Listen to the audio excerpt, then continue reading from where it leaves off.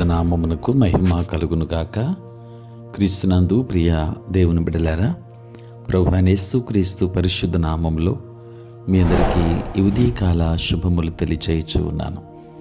ఈ దినమంతయు మీకు మీ కుటుంబానికి దీవెనకరముగాను ఆశీర్వాదకరముగాను దేవుడు అనుగ్రహించాలని మీ కొరకై ప్రార్థిస్తూ ఉన్నాను.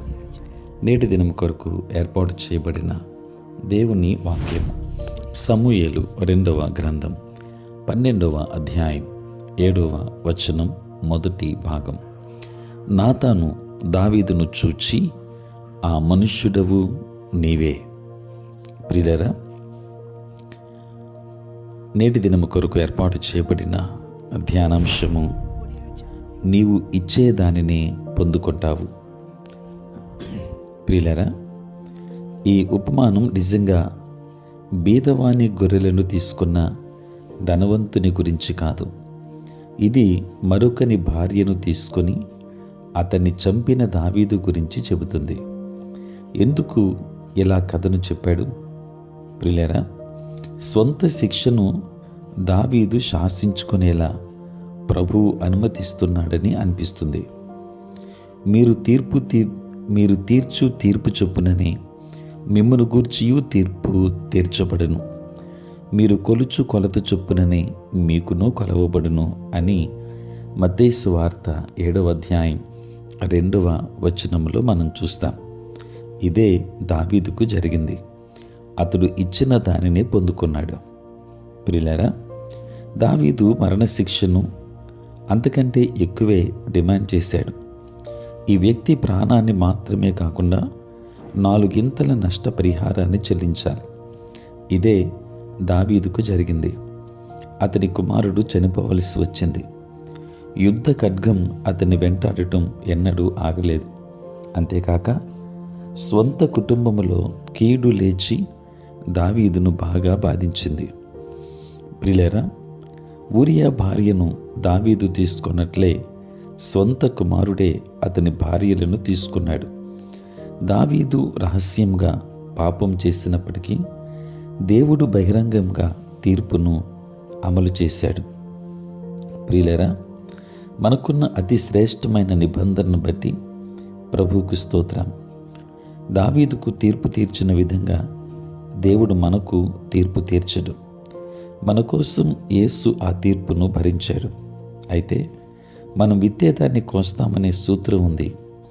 ప్రజల పట్ల వ్యవహరించినట్లే వారు మన పట్ల వ్యవహరిస్తారు. కఠినంగా క్షమించకుండా ఉంటే అప్పుడు ప్రజలు మన పట్ల అలాగే ప్రవర్తిస్తారు. కనికరం చూపువాడు కనికరాన్ని పొందుకుంటాడు అని యాకోబు పత్రిక 2వ అధ్యాయం 13వ వచనంలో చూస్తాం. దేవుని బిడ్డలారా, ప్రతిదాన్ని కష్టంగా నేర్చుకోనక్కర్లేదు. ఇతరుల పొరపాట్ల నుండి, ప్రత్యేకంగా వాక్యము నుండి నేర్చుకోగలవు. ఈలోగా పడిపోయిన వారికి కరుణను, కృపను చూపడం ఎల్లప్పుడూ మంచి భావనే. ప్రియులారా, కరుణ, కృప నీకు అవసరమైనప్పుడు దాన్ని చూపడానికి అక్కడ ఒకరుంటారు. కనుక మనము దేవుని వాక్యం నుండి ఏ రీతిగా ఉండాలో నేర్చుకుందాం. కరుణను, కృపను చూపడం, తద్వారా మనము వచ్చే ఆశీర్వాదాలు మనం పొందుకుందాం. నీవిచ్చే దానిని పొందుకుంటా. దేవుడు మిమ్మల్ని, మీ కుటుంబాన్ని బహుగా దీవించును గాక. ఆమేన్. ప్రార్థన. పరిశుద్ధుడైన తండ్రి, ప్రేమ కలిగిన ప్రభువా, మీ పరిశుద్ధ నామమునకు వందనాలు, స్తోత్రాలు నాయన. రాత్రంతయు కాపాడి సంరక్షించి సుఖనిద్రను మాకు దయచేసి మా జీవితంలో మరి ఇక నూతన దినాన్ని మేము చూడగలిగే భాగ్యం తండ్రి మీరు మాకు ఇచ్చినందులకే నీ స్తోత్రాలు చెల్లిస్తున్నాం. ఈ దినమంతా కూడా మీ సన్నిధి మాతో ఉంచండి. మీ ప్రసన్నత మాకు దయచేయండి. నేటి మా పనులలోనూ, ప్రయాణములలోనూ, పరిచర్యలోనూ తండ్రి మీరే తోడుగా ఉండండి దేవా. ఎంతోమంది తండ్రి నీ నామం ఎరుగక నశించిపోతున్నారు. అటు బిడ్డలకు కావలసినటువంటి రక్షణ భాగ్యాన్ని ఇవ్వండి తండ్రి. అనేక మంది ప్రభువా దూరదేశాలలో, దూర ప్రాంతాలలో ఉంటున్నారు. వారు ఎక్కడున్నప్పటికీ కూడా నీ కాపుదల సంరక్షణ వారికి దయచేయండి. చదువుకున్న బిడ్డలను దీవించండి, జ్ఞానమును వారికి అనుగ్రహించండి. బిడ్డల చుట్టూ కూడా కంచెను వేయండి. దేవా, ఎవరికి ఏ కుటుంబం లేదు అవసరత ఉన్నది ఎరిగిన వారు సమస్తము కూడా నీ చిత్తానుకూలముగా మీరు దయచేయండి. ఉద్యోగస్తులను, వ్యాపారస్తులను, కష్టపడి పని చేసుకుంటున్న బిడ్డలందరినీ దీవించండి. దేవా, పుట్టినరోజు, పెళ్లి రోజు జరుపుకొనుచున్న బిడ్డలు మీరు దీవించి నూతన ఆశీర్వాదాలు మెండుగా వారికి దయచేయమని, దిన దీవెనలతో మమ్మల్ని నింపమని మీ కుమారుడును మా ప్రభును ప్రియరక్షకుడునైన యేసయ్య నామములో ప్రార్థించి వేడుకొనుచున్నాము తండ్రి. ఆమేన్. తండ్రి, కుమార, పరిశుద్ధాత్మ త్రియేక దేవుని దీవెన సదా మీకును మీ కుటుంబానికి తోడై ఉండును గాక. ఆమేన్.